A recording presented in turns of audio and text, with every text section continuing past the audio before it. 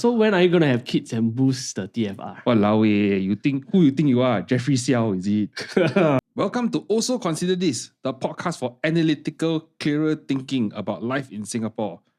I am the second most famous Alistair on the podcasting scene. And my name is Go Feng.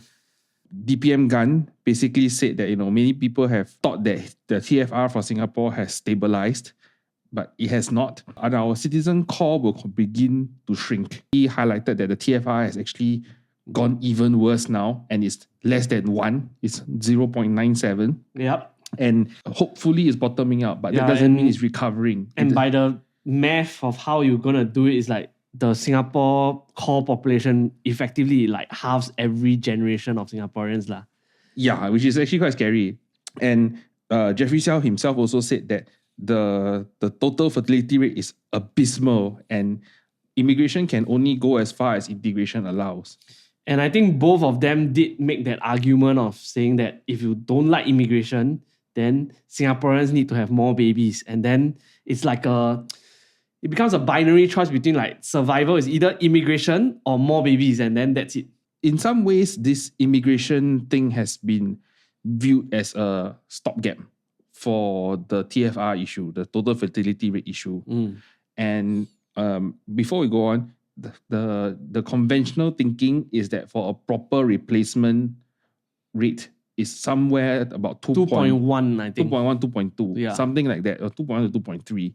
So that means for every woman in the population will have to, on average, produce more of them will produce 2 than 3 children. It has struck us as like, wow, is this thing not done yet? Like, and also, of course, now that we are into the Chinese New Year period lah, yeah, we are releasing this pod during Chinese New Year roughly. So it's like someone's gonna ask you, right? When are you gonna get married? When are you gonna have kids? Seems like the very typical Singapore. I don't think it's just Singaporean, but it especially so in Singapore because we are facing like a population crunch kind of thing.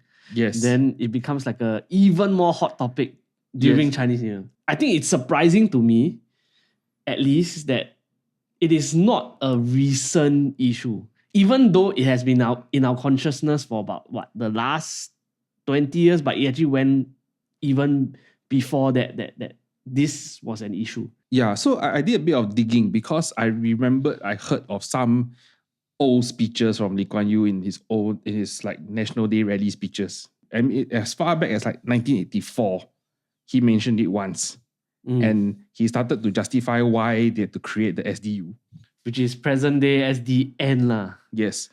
And the anecdote is quite interesting because the government under Lee Kuan Yew basically started to take men who worked in an engineering firm to basically have like a party event, like a make socializing, social night kind of thing lah. Yes, and they basically took ladies who were in a very female working environment from POSB Bank and put them in a party for them to mingle and know each other with the hope that they would pair up and eventually start families. Yep. In the long term. So it's not something it's very new, right? It's like 40 odd years since that has happened. In 87, Lee Kuan Yew called out men, say that they are scared of strong women because since independence, the women in Singapore have been more educated, more empowered. So he started to say, hey, men, you're scared of strong women. Basically saying that lah. And then in 88, he said that we will have a shrinking and aging population. And I think this was the first time where we actually framed the TFR as to be like a issue that we really need to tackle as a nation lah. Yeah, but it's still not that big. Yeah. Right? Because there is because there's this time frame that is, some may consider, I would consider the time frame to be pre-baby bonus and post-baby bonus. So looking at the history because I just looked at all the National Day rally speeches, right? I searched through the National Day rally speeches.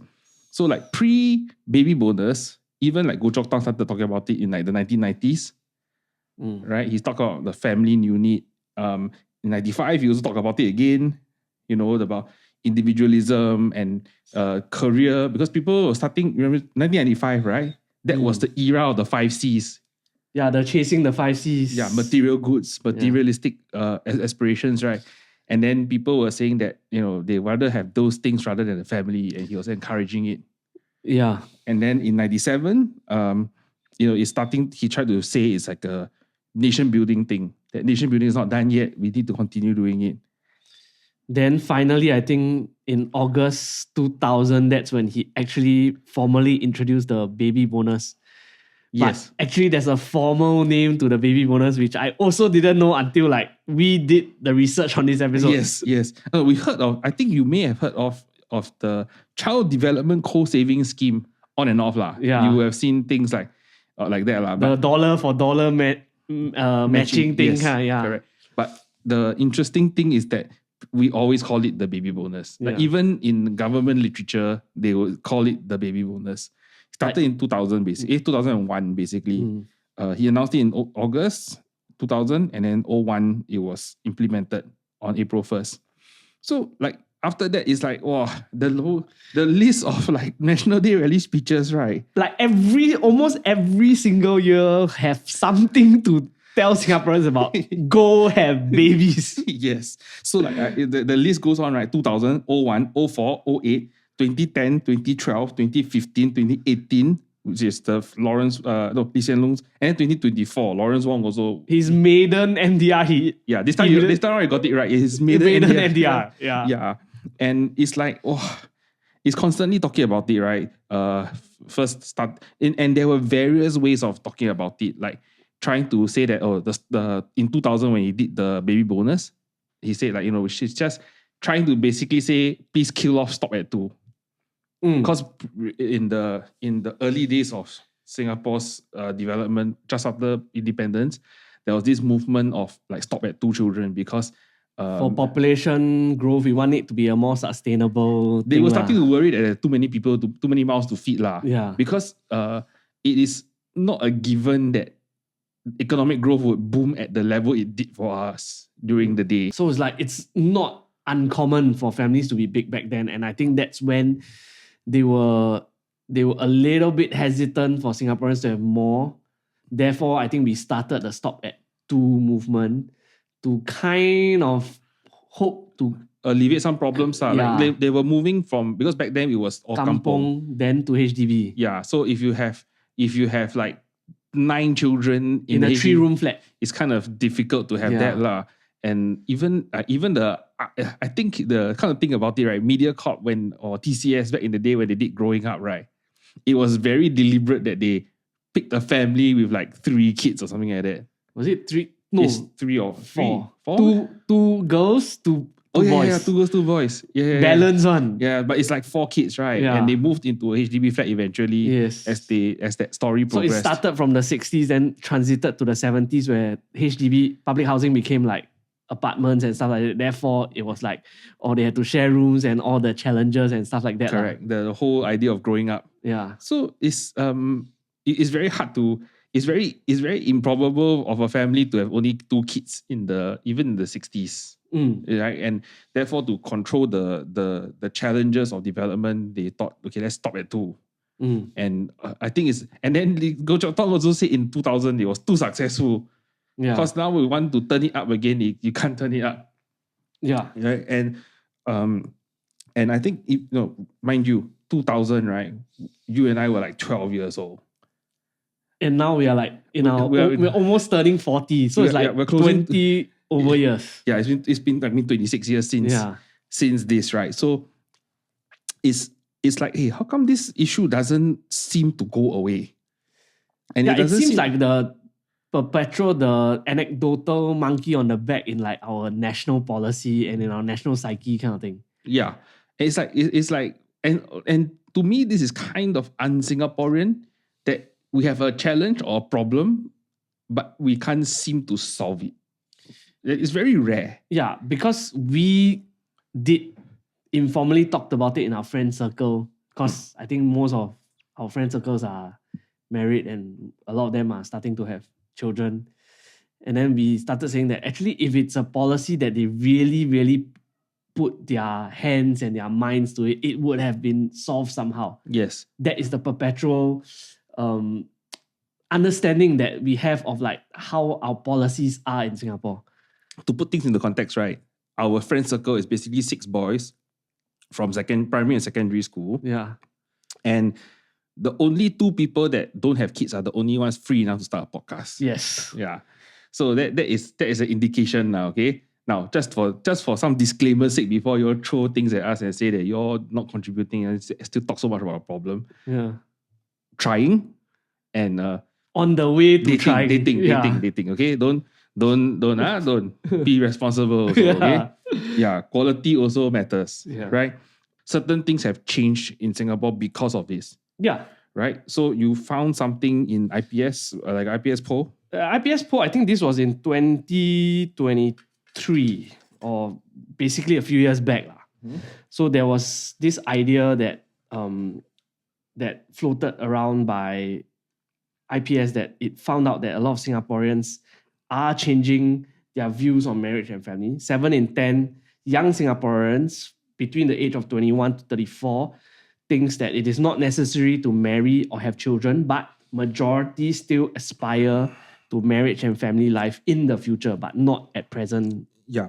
And it's quite crucial because this 21 to 34 thing, I realize is a very crucial group to look at because these are the people who are mature enough and economically strong enough to probably buy a HDB flat. Yeah. But cannot because it's below 35. Yes. So all these people, right, need to pair up, at the very least be married to get a HDB flat unless other circumstances allow. Right. I think that's quite crucial. And then we found also further things about our TFR was that the historic low of 0.97 was in 2024. The 2025 figures, the last year figures, I think it's not out yet. But it was a key indicator because 2024 in the Chinese zodiac is the year of the dragon. So usually, traditionally speaking, we usually find a baby boom in the year of the dragon because it's like auspicious to have children or have kids during the year of the dragon. Yes. Because like for our primary school, right, we had A to I, 9 classes. Yeah. In fact, at the start, it was H. Yeah. Then became I. Yeah. The year after us, which was the year of the dragon, they went up to K, I remember. Yes, the batch born in 88. So basically, all schools basically had a increase in resources because there were more kids. In the year of the dragon. Traditionally, there are more kids in the year of a dragon. But it bucked the trend in 2024 that we fall even further in the year of the dragon, actually. Yeah. And then it unchanged from 2023. So the year of the dragon being auspicious, all these things doesn't seem to raise the desire for Singaporeans to have more kids. I don't have the stats here, but I think there was probably a slight blip in 2021, right? I think the COVID time, there was a kind of blip, like people just thought, might as well. Yeah. Yeah. Because if I'm going to be caught at home for the next year, right, I think it's the best time to be caught at home. I mean, anecdotally, I did also speak with friends who had children like the past few years was because they felt that also is that it was in the pipeline of like their life plan that they're gonna have kids, but because of COVID and how because if you really think practically, it's like some of them have work that may have they have to travel frequently, but COVID has stopped all flights.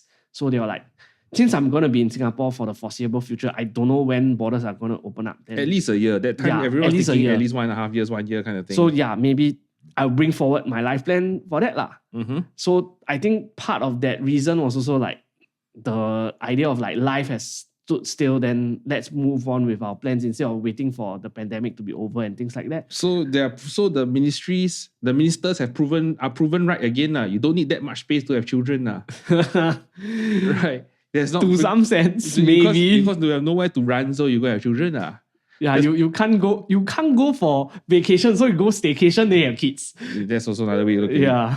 But I mean, okay, but there are real impacts of this TFR and I think there have been mitigating steps taken. Right? Immigration, basically. Immigration is one. But before I go into immigration, the mentality of Singapore as to planning things or working things out has changed because of it, partly. Yeah, I think the most obvious one that we know personally is basically national service. How last time used to be 4 men to 1 one don't know what detachment of something in certain vocations, then now become like, 2 men can do the job of 4 men because we're gonna improve this by mechanizing certain things. Yes, third gen, fourth gen soldier, whatever, Yeah, modern then now soldier. got the whatever thing that you can like 1 person do the job of 2 person. And all the thinking soldier, modern soldier ideas lah. And furthermore, like there are also vocations that have disappeared totally.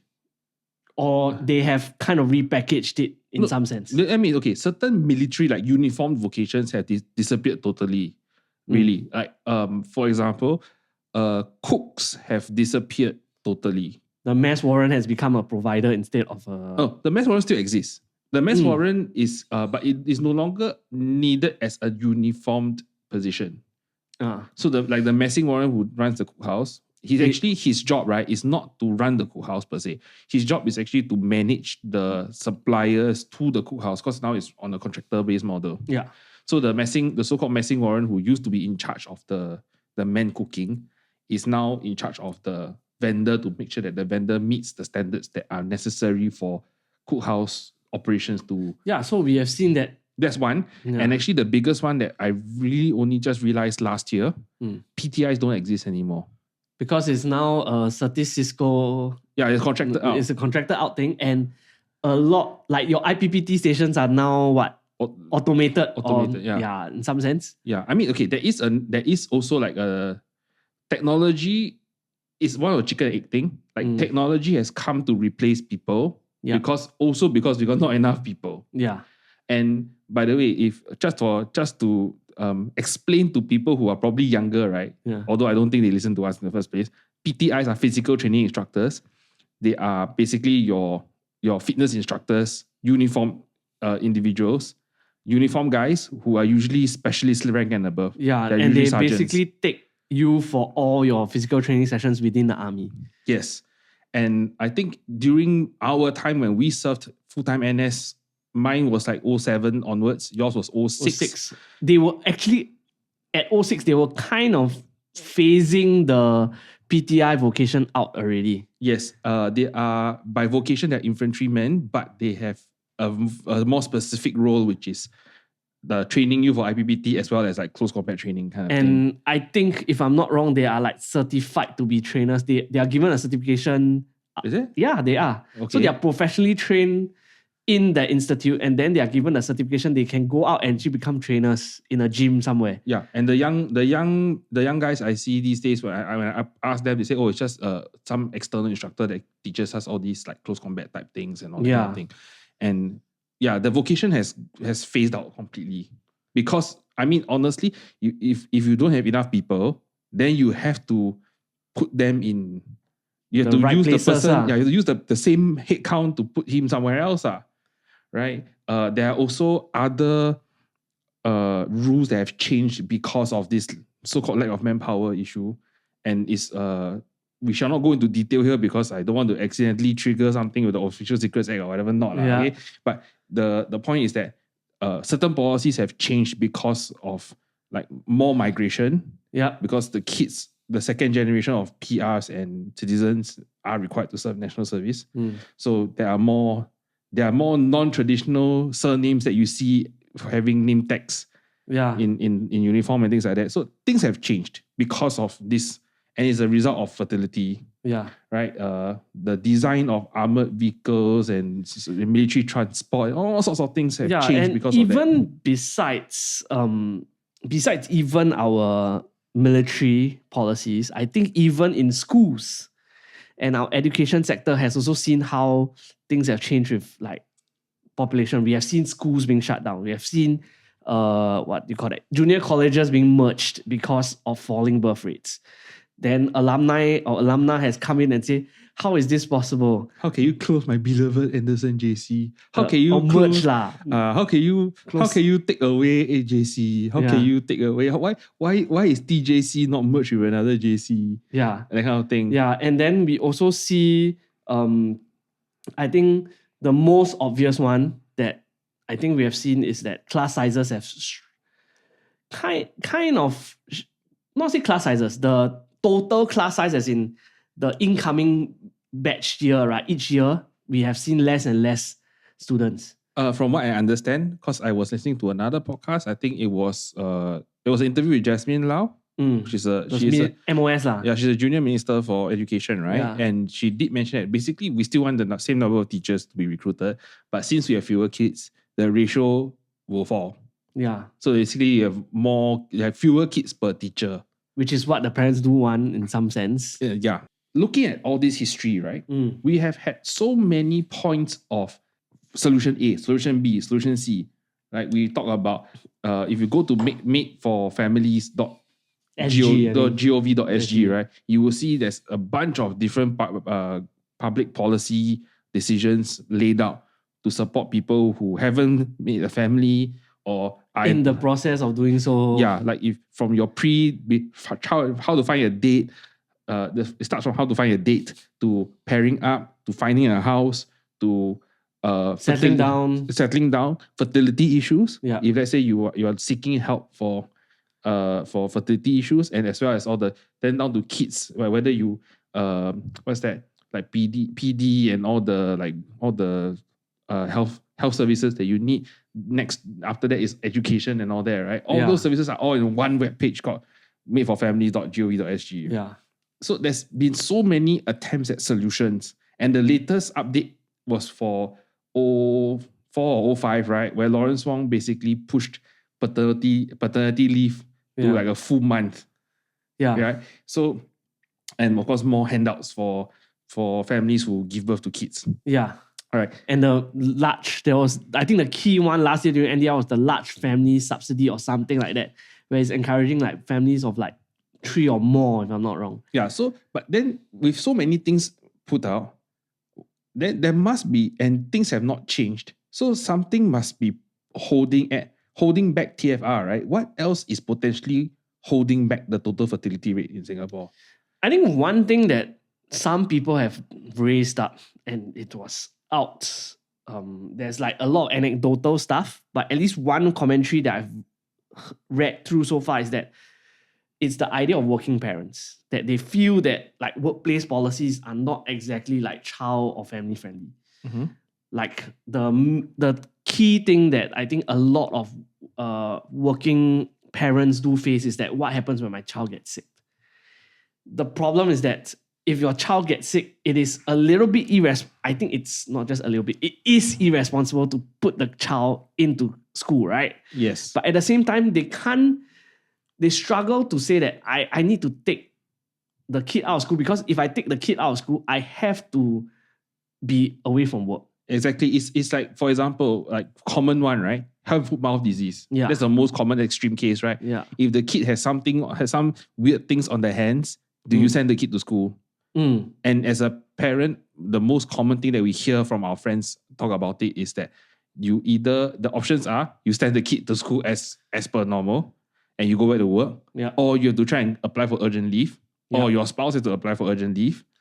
And one of you have to take the hit in some sense. And some options that cannot be taken are you cannot keep the kid inside the car and open the window slightly. Yeah. Right. You cannot keep the kid in the bedroom in the house and lock the door and leave the kid there. It's not a dog. Yeah. Right. So then some people actually go to the extreme of just sending the kid back to the class anyway, because despite the fact that they are ill. And I also do hear of friends who are working in like the childcare or the infant care or the early childhood sector, that they say that sometimes it just feels very irresponsible on the parents. But if you see on the flip side, is that some parents also bo pian, no choice. But as a public health risk, it's also not a very nice look. And the teachers sometimes also feel that like it's very hard to communicate to the parents to say that, please don't do this, you know. We are saying that the teachers are also empathetic to the parents' predicament. To some sense, yes. But at the same time, they also feel that you cannot. Ultimately, you cannot. So what has to give, right? I think that's one of the biggest question that a lot of working parents do ask. Like, if I can't do this, where else can I turn to? Yeah, and when you mentioned this, right, actually something sort of hit me. In the past, in like a generation ago, we're talking about like grandparents' generation or parents' generation. up to like maybe the 80s or 90s, it is common to see women who only were like officially occupation is homemaker. Yeah. Like mother, stay-home mother. Those were far more common in the 90s. Like my mom was a stay-home mother and I'm thankful for it.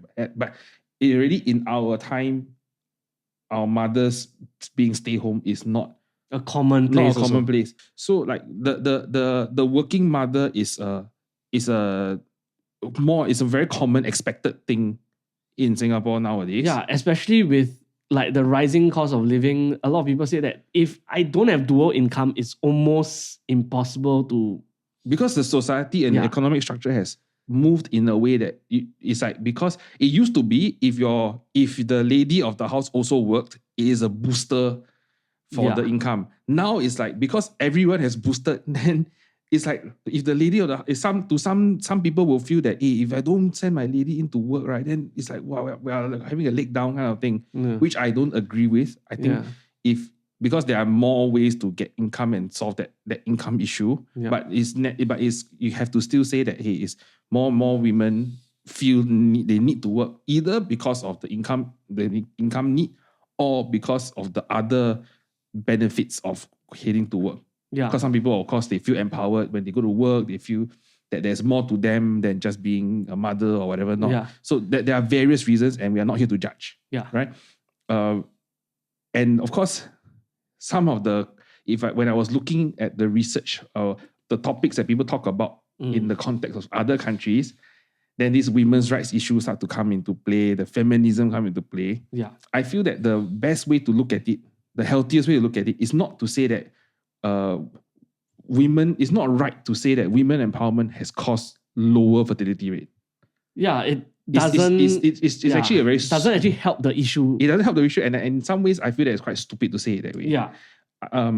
Before modern medicine, bearing a child is a potential death risk, a much higher potential death risk. It is a well-known fact that even till today, there are certain places who are still developing that infant mortality rate and women who gave birth are still dying. Yes. So the risk is real. The risk is real, but the risk today I feel that in the modern Singaporean context is mitigated. It's changed. Yeah. It's not mitigated, it's changed. Yeah. So the risk in the past is, will I die? Or will somebody take care of me? The modern risk today, because the woman's able to take care of herself, the risk has changed. Because it has changed from, will this man take care of me and my child? It has become, and it has been proven by single mothers who pulled in the hard yards and did the hard work, and they kudos to them for doing what they did. Yeah. The risk has changed to, how can I continue earning a keep, and how do I continue my career with the child? Yeah. And how do I not be shortchanged? Yes. So the risk that they have to mitigate is more about, if I bear a child, does it mess up my career? Does it mess up my income? I think that dynamic has changed. It doesn't mean, it still means that the woman has to take on risk when they bear a child. It's just that the risk is different. And it's more complex. It's more complex. It's more economic. Yeah. And I think a lot of the, to be fair, some of the policies that have come up go in that direction. Therefore, you have like baby bonus, you have longer. You're trying to mitigate the financial problems that the financial and career side of things are, having more maternity leave that's paid for by the government. And like TFR, you have to protect certain, like, you cannot fire someone because the person is expecting and things like that. Yeah, exactly. You cannot fire someone for being pregnant or expecting a child, or like, discriminatory practices are not allowed. But I don't think it is necessarily, I wouldn't dare to say that all the risks, the career risks involved in bearing a child have been mitigated. It came up to us when we were doing the research, was that I think many parents are still finding it hard to find childcare services. And that childcare service is part of mitigating the career risk. Yeah. Because if I can send my child to childcare, or either a grandparent to take care of the kid or childcare, I can go and work. I can still show up for meetings at work, things like that. Yeah, so it's not just about location or being able to find childcare, but able to find affordable and reliable infant care. So like statistics here says that like infant care center spots are scarce. Private babysitter and nannies cost up to $3,500 a month, or roughly about $23 to $40 per hour. So imagine the potential cost that someone has to the outlay for working parents, right? And then MSF, the Ministry of Social and Family Development, did say that they are trying to launch a 3-year child minding pilot. This was in 2024. So it aims to serve like around 500 children. And then there also, the pilot project will subsidize like child minding fees, which is compared to like infants care center costs. And parents can use their like baby bonus to kind of pay for all these things. But the services are only offered during weekdays, working hours. And then they will like look and see how far it goes and see whether they can extend the care hours and things like that. But the concern is still that you are passing your child, as you stated here, right? That you're still passing your child off to somebody who is might not know. Yeah, basically not your family. Yeah. And of course, there have been incidences like scandals. Like last year, there was a scandal about childcare, right? Yeah, like abuse and things like that. Yes. And of course, it's not a problem that is solved on the policy level. It's more on the individual kind of thing. And it is still a challenge. Yeah, and I think ultimately, the one commentary did bring up what we were also thinking, is that policy doesn't seem to be a real solution, because we have seen like we have thrown almost the kitchen sink at it, right? I don't think so. I mean, I personally don't think so, but we've thrown a lot of things at it. Yeah, okay lah. Maybe not the kitchen sink, but a lot of things. Yeah. I mean, we have tried financial assistance or financial subsidies. Like we subsidize your childbirth and things like that, or like the rearing of children and things like that. And we also increase like subsidized childcare. We have increased parental leave, but yet TFR has keep continuing to fall. So, and even for what's that called? The fertility clinics, right? Yeah. They have the subsidies are in the thousands. I think now you can use MediSave if I'm not. MediSave is your own money. Yeah. But the thing is there are also other subsidies and it's like in the thousands also. Yeah. So it's like really, it's really throwing a lot of resources at it.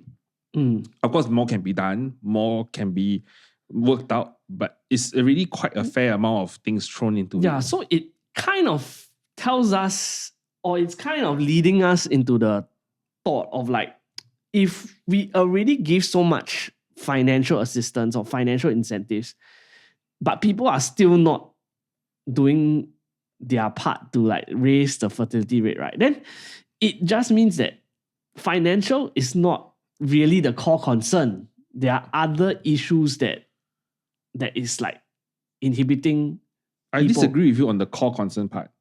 Because money, come on, it's Singapore. Unfortunately, the culture of money is still like cash is king, money is God kind of thing is still very strong. But I do take the point that financial concerns are a very substantial concern that cause a lower TFR. You know, like people really think about the money being, I don't have enough savings, how am I going to bear a child kind of thing. Yeah. Okay, I think this is quite nuanced, because how I'm understanding it is that money is not it is a concern, but it is not like the main. It's not the be all and end all. Yeah, okay. Okay. I think that's a better way for me to. But the point is definitely policies, especially financially led policies, are not necessarily the only solution to solve this TFR problem, right? And I feel that the issue is actually very cultural. Just like how like our parents and grandparents' generation, like boomer generations and before, have had multiple children. People who are born after the 70s tend not to have as many children as before. The ones Gen Xers. basically the people who came out of like the stop at 2 era onwards, right, tend to have fewer children. Yeah. Right. And I actually am concerned because I feel that it's culturally it's starting to stick. Have you heard of DINK? Yeah. Dinkies. Dual income, no kids. Yeah. So and then DINK what? Have you heard of DINK what? No, I've not heard of DINK what. So it's dual income, no kids with a dog. Oh, okay. Yeah. WAD stands for with a dog. right? And Or can we redeem whack with a cat? they usually don't have just one. Cat people usually don't have just one. Okay, with cats. Yeah, cats. Yeah, it's like a freaking musical in their house. Yeah. But the thing is that this culture is kind of growing, and there are social media accounts, big followings, substantial followings that are examples, so to speak, of A dink. of a dink lifestyle. Yeah. And in some ways, it's glamorizing that kind of dink lifestyle also. And the inconvenient question or inconvenient conversation is always about, like, if you only do income, no kids, then what is the joy of life without children? And then it becomes this whole like cultural shaming thing. And it becomes going like on. an us versus them kind of thing. Yeah, I think also not really solving the issue, right? Yeah. And then like I also feel that this is also an indication that like to some degree the country's kid culture you can say that it's shrinking to some degree. Yeah, I mean, we kind of spoke about it as a by the way kind of thing in one of our previous episodes when we talked about the public spaces issue, the pickleball and like the basketball courts and things like that, where like people are starting to say that like our public spaces are lacking like the sound of children. It is very eerie if you really think about it. And children's playgrounds are smaller. Yeah. Right. No, it is eerie because children are meant to have spaces to run. But then when we start complaining like, oh, so loud, or we start seeing like children in public spaces like they melt down and things like that, then we give the death stare to the parent. Then, yeah, it basically shows it proves what you're trying to say, which is that our kid culture here in Singapore is kind of shrinking. That it's not really helping the issue by like banning or so-called like limiting our public spaces for families and things like that. Or people are, not say we are inhibiting, but people feel a bit paiseh to go out to go and even use this because later my children make too much noise. But children are supposed to make noise, but yeah lor. I mean, to some degree, yes, of course, don't be inappropriate, right? Yeah. If it's a kind of like restaurant for dating people to go to, don't bring your kids lah. Yeah. But I think that's a fair point lah. But yes, the point is that the general mood towards accommodating people with prams and strollers isn't very open or very welcoming. And it also bleeds into like issues of like when people breastfeed in public, then people start to like point fingers or say weird comments and stuff like that. Yeah. It's not. I feel that there is this shrinking culture of children in Singapore, and the other thing that I feel that is also a major thing is that because we import culture. Singapore imports a lot. We watch Korean drama, we watch China drama, we watch Taiwanese drama, Hong Kong drama, the Western drama, all that sort of things, and movies and all that, right? There are certain in certain societies, I don't think it's that caught on in Singapore yet, but the people who influence you, linking back to the dinkies and the influencers, right? Yeah.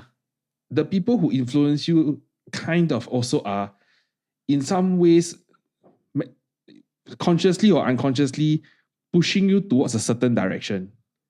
So, and the point that I want to make is, especially for Korea, which is really suffering from this low birth rate problem. I think they are a point of no return, if I'm not wrong. Yes, like it's like they cannot replace themselves really. Yeah, I mean, unless they merge with the North, right? They're not going to have enough of them anyway. Kind of thing. And one of the points raised about Korean culture is that K-pop is so big. There are so many pretty girls, but all of them, or so many pretty girls, so many handsome guys, like G-Dragon or buff until all butt, or the BTS boys, right? But all cannot date. Yeah. All cannot even be seen dating. Because the entertainment, the management companies are like kind of afraid that their market value will go down. Exactly. Like having a celebrity under your management that is dating is like a black mark on the celebrity and the end of the celebrity's career. Yeah. Right. And I think there used to be a thing where even like if you work in the airline industry, if you're a service crew, you cannot have children and you cannot come back kind of thing. Yeah. And even that is more or less like less. It's even more like in Singapore is less. It's already kind of. They relaxed it a little They are bit. relaxed already. Yeah. Yeah. So it's like but the point is this: like the people you look up to, whether they have children, is I think one of the things that can influence Your psyche in that your sense. psyche. Yeah. I think like there was a time when like Fan Wong had kids, right? And some people started to think about having kids of their own because Fan Wong is a celebrity that influenced a certain era of Christopher Lee, they became like the couple with like, wow, everybody also want to kind of follow them, that kind of thing. Yes, and like of course like Zoe Tay also, the two big sisters of Caldecott Hill, right? So I'm not saying in any way that celebrities should put their children out for public display. No. That's not private. Family life should stay private. Yeah. But the fact that they have children, I think, is also a potential influence on certain people. And I wrote here in bold, we have certain ministers with no kids. Yeah. I'm not going to say who, but there are ministers with no children. And I don't think we should prescribe. I don't think we should prescribe whether public servants, especially ministers in political office, or people who are in public spheres to have children, but it is a influencing factor. It's very inconvenient to say it. Yeah. But it does have an influencing factor. Like it's more palatable to hear someone who says that we are 4 families when the person has at least 2 kids. Yeah, I think that is and that's I think that's the influence, that the cultural influences that matter. Yeah. And I mean I think there are certain celebrities in the West that have kids and try and like emphasize like family life and all that. Yeah, I think most of them do. I think like most of them do like kind of talk about like interviews when it comes up, they will always kind of share about like, oh, my kid said this when I went to do this movie, then they said that, oh, Papa is so cool, but then at home he's not cool at all, then that kind of thing. I mean, like Gordon Ramsay, right? The daughter says that the daughter says he never cooks at home, or he rarely cooks at home. But and I don't think it's necessary to overshare, because there are people who have families but don't share about their families. They just say that the extent they'll go to is say that, oh, I like to enjoy a few months or few weeks with my kids. Yeah. Like there's a downtime, I'm going to spend this downtime with my wife and kids. Yeah. You know, you don't know the kids' names, you don't know how many they have, but you know they have kids. I think that's what I mean by like cultural like norms. Yeah. It's normal to see someone who is successful and still be a family man. Yeah, I can't think of many people who have children, are successful, that you can think of, that have families that, you know, and that family is part of their identity. I can't think of many people. I can only think of one person on the top of my head. And Tommy Cole. Oh yeah. So Tommy Cole has two sons. Yeah. Both are quite well known because they are successful in their own careers. Yeah. And one of the sons has 3 daughters. And they talk about family life. Yeah. I don't want to go too much because I don't want to share other people's family stuff, but you know, it's like, but not many people talk about their own children. And I feel that it's a lead on, I feel, that you have to have children is one of the things that you talk about. And kudos to like certain ministers, right, who share uncomfortable truths of their children also. Yeah. Like Minister Chan Chun Sing, right? Chan Chun Sing has a child with special needs, and he talks about it. Yeah, right? And I do know like one of the parliamentarians, Miss Denise Phua. Yeah. She's a very strong advocate for special needs. I think she's a patron for Pathlight and a few of the things because she herself is involved in all these things. Like she has a child, I think, with special needs. Yeah. Yeah. And of course, before we get accused of sucking on the teeth of the PAP cow, right? Pritam Singh also she spends time with his children. Yeah, I think there were members of both sides of the aisle. I have personally witnessed that. Yeah. He spends time, like he deliberately spends time with his wife and kids. I've witnessed it with my own eyes. Yeah. Okay? So it's like, it happens. Yeah. And it should be normalized rather than, oh, that person has family. Wow. Correct. And I think one of the final thing about this, before I think we can go deeper into this, but I think one major change that I have spotted is that this concept of the cornerstone versus a capstone. Yeah. Right. Okay, as a Christian, I let you explain what the cornerstone thing is about. So, like, cornerstone is like the start of something. So, if the idea of the cornerstone was like, before you build a building, you start from the cornerstone, because the cornerstone kind of demarcates your territory. It demarcates like border between like buildings to buildings, or like your land from the other person's land. I'm going off from like my top of the head. I don't have the exact thing. So it's a stone that demarcates the starting point of something, essentially. Like the start of a building project, that's the cornerstone. You start from the cornerstone and then you build everything else from there. That's why there's this common expression of this is the cornerstone of our society kind of thing, right? Yeah. So, okay, so because there's this concept of like marriage, women, like married men and women with children is a cornerstone of society.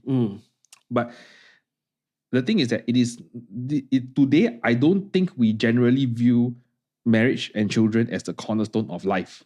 What do I mean by that? We don't think about, my life starts with having a wife and kids, and then therefore after that I have fine work and things like that. It is the other way around, which is the capstone. Yeah. The capstone meaning that you cap it off, you put it at the top. Yeah, like how like you do a final project in the university degree. That's the capstone project, right? Yeah, because it's the thing that crown it off, right? So it's like you need to have the career done, the house done, the car done, and then your holidays must have been completed. You need your what's that? Your bucket list of the holiday destinations are checked out before you decide to have kids. Yeah, it is that. It's basically this Chinese saying, especially we come back to the idea of Chinese New Year, right? So Chinese, we always used to say 成家立业, means you settle down, have a family, then your career takes off. Yeah. But now people goes the other way around, where we 立业 means we think of our careers first. We need to have some form of stability, then we 成家立业, then 成家. It's like it's the topsy-turvy, the other side. But I think that is as somebody who is like trying for a kid now, I understand why, because there's this general fear. The cost of running a household and having a child are not insubstantial. They are quite a lot. Yeah. And it's very worrying. It's like the question of why do you want to add a worry to your life or increase the worry of the financial side of your life by introducing another mouth to feed?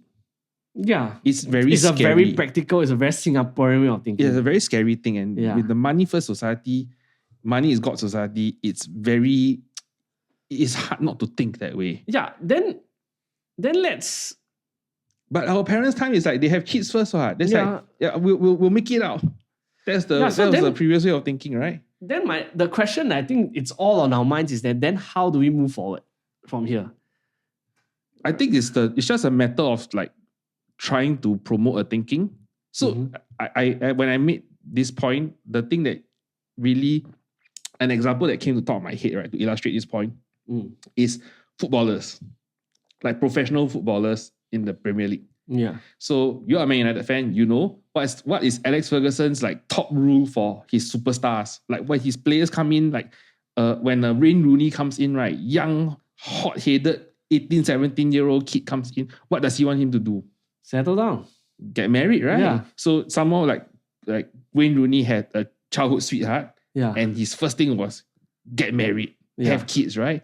Because the idea is that you're going to have a player who has a lot of challenges ahead, and having a wife and kids is like a grounding force on a celebrity. Yeah. Right? That's what I mean by the cornerstone thinking, right? Is because you have the wife and kids sorted, therefore you have a career. And then the reverse way of thinking is the most famous one footballer that doesn't have kids. Son Heung-min. Son Heung-min, yeah. Son Heung-min is famous in the past when he was in the Premier League as one of the rare Premier League players who don't have kids or even a partner. No girlfriend, no flings, no nothing, clean. Yeah. I found out because he he did an interview with a Korean Englishman, I think, or somebody else said it. Then I think he did say that, like, culturally, also he was brought up by his father, who was an ex-footballer, but didn't make it as big as he. But his dad was like the driving force behind his career. Would tell him that, if you want to make it to the top of the game, you need to sacrifice a lot of all these things. Yes. It's the K-pop mentality. It's really similar to how like K-pop stars cannot have children kind of thing. Yeah. And I think, and there is not just the Koreans who think that way. Like Lewis Hamilton famously, until recently, had a girlfriend, then didn't have girlfriends for a long time. Then he won he won so many world 5 champions in a row or something. Yeah, like he had a career run, and then now he's like dating again. Yeah. And I think one of the things that people said, like, I don't have any sources offhand, but that one of the reasons is because he's so driven that he doesn't even want to date. He just has a dog and that's it, kind of thing. Yeah, and I think even Nico Rosberg did mention that why he one of the contributing reasons why he retired after he won the World Championship was because he felt he couldn't have enough time to spend with his significant other lah. Yeah, I mean that particular season where he beat Lewis Hamilton to the World Championship. He said it was like the toughest challenge of his entire career. His wife really took a hit during that time, and it was quite emotional when he won the title in that year. So we heard the radio messages at Abu Dhabi, right? Yeah, correct. So there's like two ways but going back to the point, there are two ways to look at it, right? It's the cornerstone idea or the capstone idea. And I feel that like perhaps one of the strong points to push is this idea of like starting a family as a cornerstone idea perhaps can help change this thing. Because, and how do we move forward? Because I feel that moving forward, perhaps this is the thing that will culturally set us on our way. Yeah. And of course, the word cornerstone has a bit of religious connotation, especially of the Christian faith. But I don't think that it has to be viewed necessarily in that lens, with that lens, right? It's just that the point is that it's just look at it as the starting point is start a family, and then you go from there, kind of thing. Yeah. And moving forward, right? How do we move forward? And my big thing is that there are many examples that in Singapore as elsewhere, right? They show that financial incentives may not be the only way forward. That's why we keep talking about the cultural thing before that. Yeah. Like, we have had baby bonus for so long. Some people say not enough. It has increased over the years and all that. It will never be enough, I feel, in some way. And I was looking out for this financial incentives thing, right? There was this thing called the Nordic roller coaster, which was quite surprising. Because we often cite Nordic countries like Sweden for fertility. And it is true, Sweden has had a higher than average fertility rate in Europe for quite a while. Yeah. So about 10 years ago, their TFR was like 1.88, 1.9. But if you look at the stats, right, because we have impressions of things versus the reality, the TFR for Sweden has slowly dropped down to about 1.45. Okay. Now, in other countries in Scandinavia, it's stalled because some people feel that some demographers say that there's a blip effect whenever some pro-family policy is released. So if, let's say, I up the baby bonus for a year, will I have more babies for that year? Yes. But thereafter, it drops again. So it's a short term rather than it's a short boost. But the thing is that TFR is not a 1 year thing. It's a 20-year thing or 10-year thing at the very least. Like remember, right? 2000, we talk about not enough children, right? Yeah. Then in 2007, 2008, 9, we look at the army and then say that certain vocations are going down. Then 10 years later, certain vocations have totally disappeared. Right? Like, and that is not a 1 year resolved thing. And even then, I think SG50, we tried something like that, right? Both last year, SG60 and SG50, they had like this like special once-off thing going around. Oh yeah, baby gift pack. Yeah, that kind of thing. Then there are certain tax incentives and Yeah, certain yeah. like certain ang paos, that there's certain financial gifts for newborns in the Yeah, and 50th. even the private sector jump on the bandwagon because they were like giving away part of the hamper or don't know what. Oh, okay. Yeah, so basically it's like there's a blip effect to this sort of thing. Yeah. And I find that it is going back to the original point, it's a cultural issue that needs to work alongside it. And when it comes to cultural issues, right, I feel the best example that has come up that I have seen so far is this idea from Georgia. In Georgia, Eastern European country, former Soviet state, right? Yeah. So they have their main religion is Orthodox Church. Yeah. Okay. And they have a very, very popular patriarch, the head of the church, right? Is extremely popular. And he noticed that there's this issue of having not enough children to baptize. Like he opens a church and he wants to conduct service, he wants to baptize kids, there are no kids to baptize. Right? So because of that, he said that, okay, I'm going to find a way, right, I'm going to help to boost the birth rate of this country. He knew he was popular. So he put up this notice. He said that he personally promised publicly, every third child and after in your family, I will personally baptize the kid and I will be the kid's godfather. So basically, I think in those terms, godfather means that you will kind of play a role. Yeah, there's a godfather role because in the religious context, it's very serious, right? The godfather thing is not just a title, it's something, there's a responsibility, so to speak. And it basically boosted the TFR of the country. And not just that, he basically made the promise in 2008. And as of 2022, he baptized 44,000 children. Yeah, so I think it's like there's a cultural thing, right? And it also fits into the idea of like influence, people of influence, influencing people to have children. Yeah. Because like, if the leader of my church wants me to have children and he's putting his bit in, then I should do my part also and I'll be part of this whole movement. I think also for me it's also because from a more I'm a church goer, then the cliche that we always like to use is that it takes a village to raise a child, right? So the godfather thing is also like, can we, and to tie into the we first kind of thing, is that can we do more as a society to help people to be more family conscious? In some sense, basically that's what this guy did. He put his money where his mouth is, and he said that, okay, I'm going to do it. I'm going to support people who want to have more children. So, yeah. It's a gesture that makes a difference. Yeah. The other thing I have is taglines. So, what do we used to have? Stop at 2 lah. Yeah. So, I know some people don't like this country, but this example, please just look at the example and not the country. And when you say stop at 2, right? Israel said 4 is the new 2. Right? So, and basically what they basically did was, they tried to push this idea of having 4 kids instead of 2. And then it's created this whole thing about like your neighbors have more kids, so I also must have more kids kind of thing. And I think that's one of the ways. Although I don't think in reality that would really impact Singaporeans.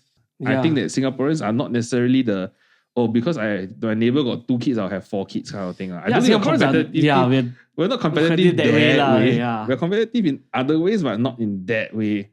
Looking at this issue in a more holistic manner, that it is not just like, you not enough money, I give you more money. You need more leave, I give you more leave. But it's the idea of like what we have been talking about it, changing the culture, right? Kalpana Vinasa from IPS. She's a senior research fellow. Basically, she's saying that if we keep talking about parenthood very hard, parenthood very, very difficult, and we keep emphasizing on that, then it serves more to dissuade, a role to play for public policy to not just address like economic concerns like the financial incentives, but rather to change the collective psyche of the nation to help people see that, there is something good about having children. There's something worthwhile, you mean? Yeah. Okay, then actually there's a parallel I can immediately see from this. Mm-hmm. Do you think serving the army is very enjoyable? Do you think serving the army is easy? No. Do you think serving the army is something you would choose to do ever if you were given if it was a choice? Well, you're putting me on a spot. I mean, let's be honest. Is it something that you will voluntarily do? Probably not. Probably right? not. Yeah. Right? But it's still a decision. It's not a sure hell yeah kind of situation, right? And I think, but the thing is that, do you think it is worthwhile? Yes. Do you believe that it serves a bigger cause of the nation? Of course. Do you think that serving the army is a fundamental that gives our nation power on the international stage? Greatly. Yeah. So then isn't then the same argument, if I use this same frame of thought to having kids, isn't that a situation of like having kids is a form of national service now? Like it's like, yeah, is it easy? No. Yeah. Is it gonna be expensive? Yes. Will you stress out over it for like 20 Definitely. years? Yes. But is it worthwhile? I think most probably yes. And I don't think we have necessarily framed that we have articulated it that way yet. That way yet, yeah. We still keep thinking it's a no money problem, no money problem, no problem. Just like you say that NS is a no time problem, right? Yeah. Then it's not, if you keep, just like if you keep viewing NS as a no time problem, then kids will always be a no money problem. Yeah. I think there is more to it that I think public messaging has to change. It doesn't mean that you have to add more money, but more money is always welcome. Of course, who don't want more CDD vouchers? But the point is that perhaps the messaging to tilt that culture is perhaps one way to look at it. Yeah, and speaking of which is what the government is trying to do with madeforfamilies.gov.sg. You know, they put everything inside one thing, and I don't think it's just a website, right? Like the Made for Families thing is not just a website that you visit, right? It's more to it because I've seen like labels on it on buses and stuff. Yeah, there's like a brand mark kind of thing that like kind of let people know that businesses, organizations, and groups like these are like family friendly businesses. Or if like say a restaurant has this mark, it will tell you that, oh, they would most probably be accepting if I were to dine out with my infant, things like that. So it's more of an assurance for parents, especially young parents who may need to have a child with them when they are dining, or they can't find a caregiver. The date night becomes like a 3-person thing rather than a 2-person thing, you know? Got light bulb. Yeah. Got light bulb, got third leg, kind of thing. Yeah. But this whole thing of Made for Families is I think it's also about like work groups and stuff like that, right? We keep saying task force,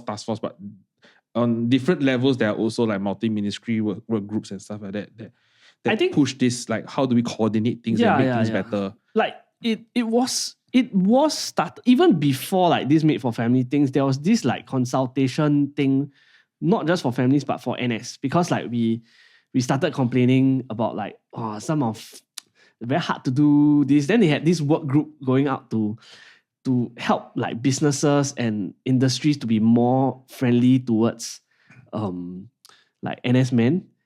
I think that's the whole similar idea where we want to make people to, you know, ease the friction behind like starting a family. So it's like the previous idea was like we ease the friction for our NS men who have to work and yet still fulfill their NS duties. Therefore, they had this work group, right? So I think Made for Family is something along those lines to ease the pains of like, I need to find a restaurant. How do I know businesses that are friendly for families? So yeah, and by the way, that means policy can also influence culture. Yeah. For example, if you work in a government organization or within the civil service or whatnot, if you're a public servant, when reservists, the SAF 100 calls you up to go for a service 6 months from now, you have to show up, right? Yeah. Like unless you got some really important exigency, you will have to show up. Yeah. And the probability of like, especially if you're in working for the government, the probability of your boss being able to not bring you, to hold you back is not very high. Very, very rare. Yeah. And then if you talk about, even in the case, I've met a fellow reservist mate who talk about he works in a foreign, like his office is predominantly white, like full of expats, right?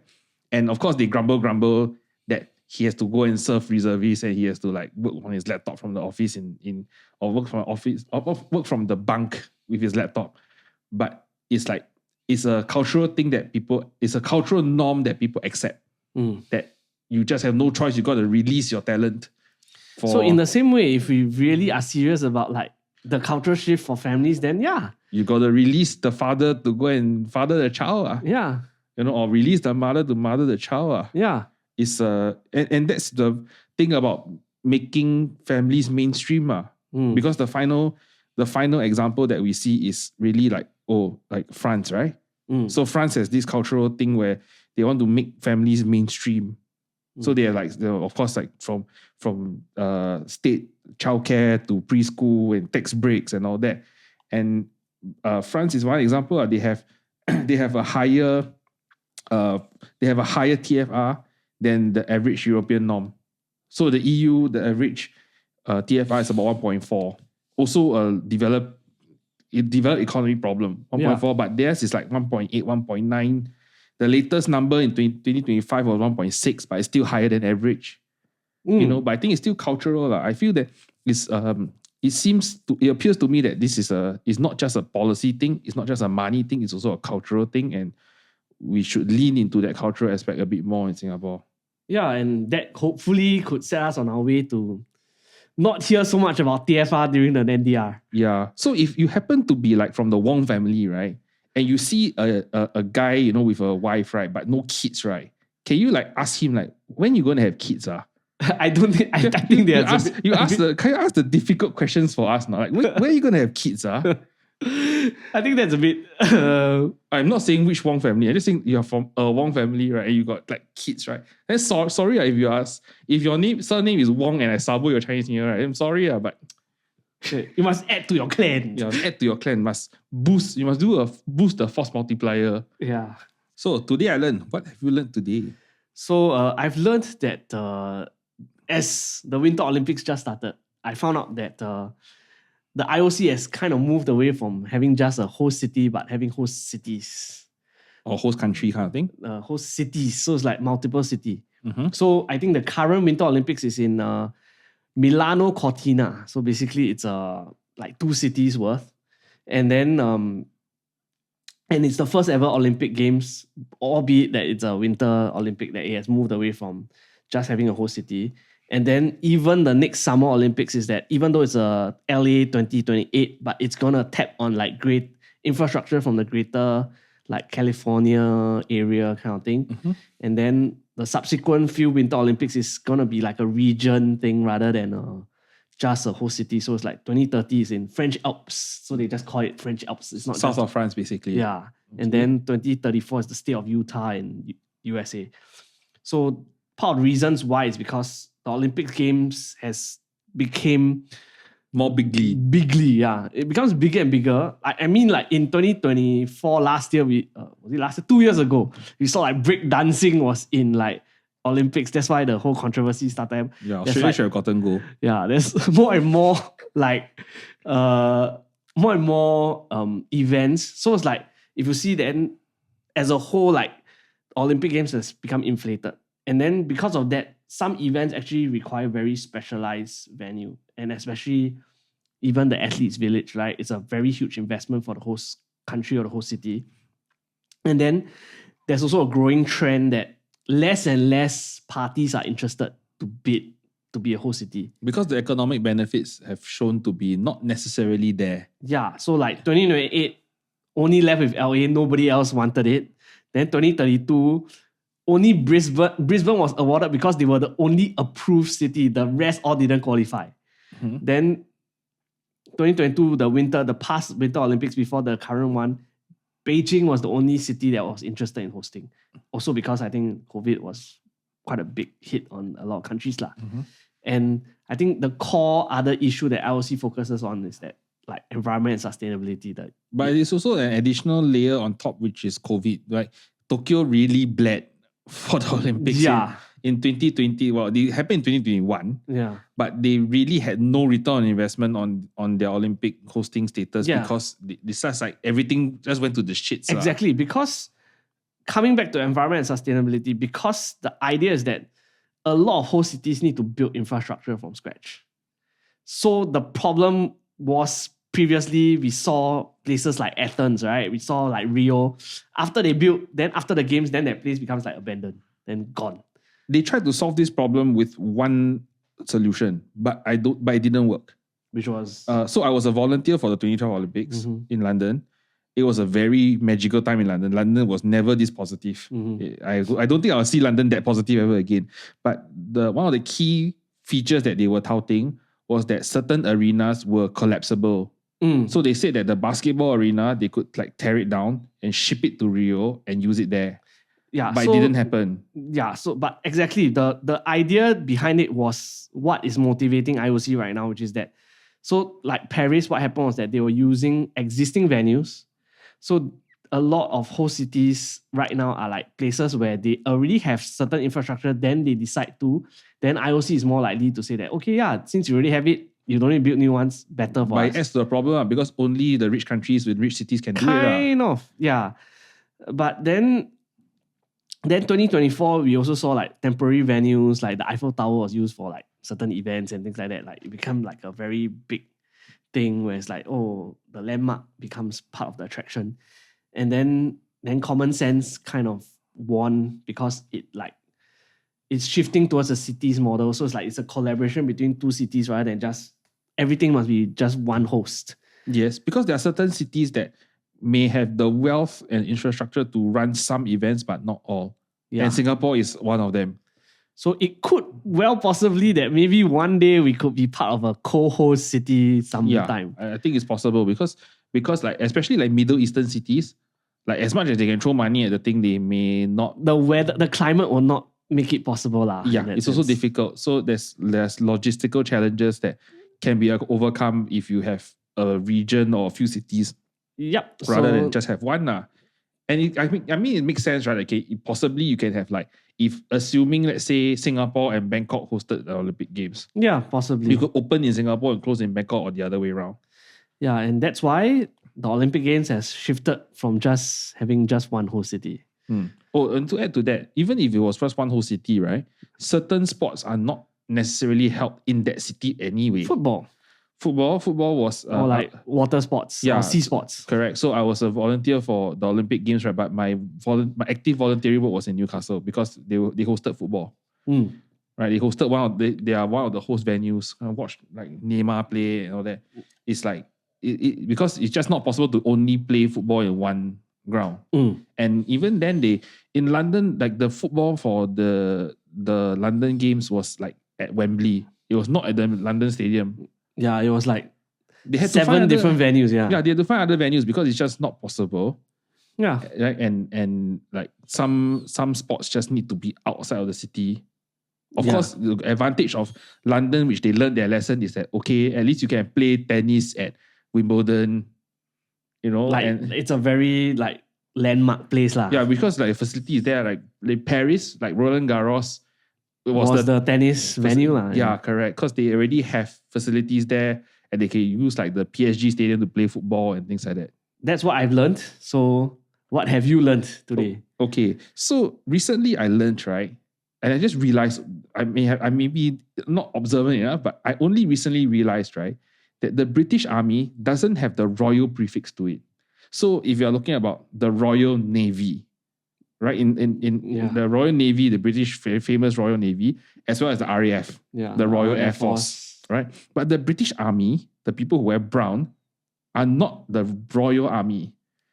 And do you realize that there's no Royal Army? I didn't notice until you mentioned it in the notes, yeah. right? Yeah, and in that context, right, Australia doesn't have a Royal Army either. They have a Royal Australian Air Force, which recently visited Singapore with the F-35. There's also like the Royal Canadians also. There's a Royal Canadian Air Force and a Royal Canadian Navy, but there's no Royal Canadian Army.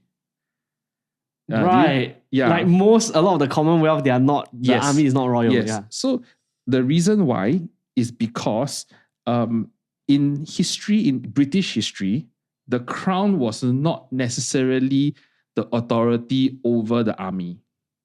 Because in military history, army start first, right? The navy was a much later thing in history. In the thousands of years of history, navies are very modern, relatively speaking.